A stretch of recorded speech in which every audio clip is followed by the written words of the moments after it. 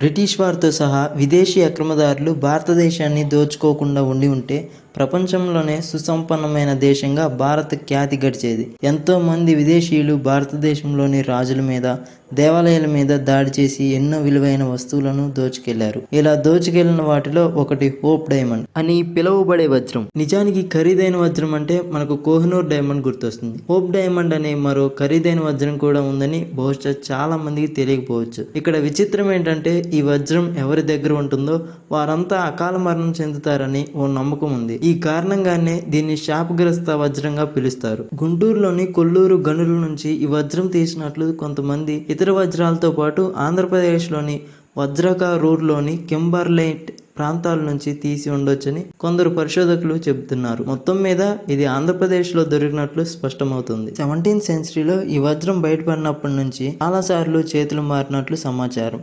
మొదట్లో ఈ వజ్రాన్ని ఫ్రెంచ్ రత్నాల వ్యాపారి జిన్ బాప్టిస్ట్ టవేర్నియర్ ఓ ముడి పదార్థంగానే కొనుగోలు చేశారు.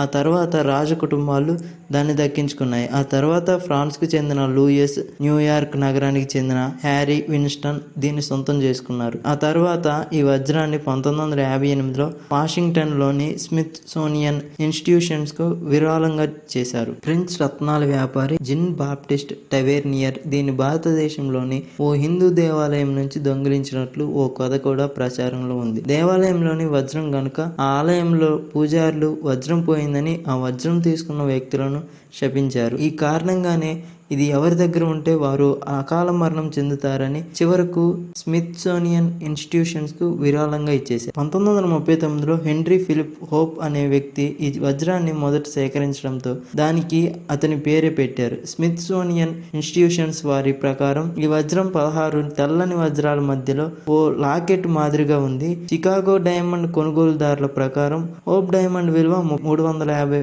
మిలియన్ వరకు ఉందని సమాచారం. భారతీయ కరెన్సీ ప్రకారం దీని విలువ ఎంతో తెలుసా? 29,000 కోట్లకు పైగానే ఉంది.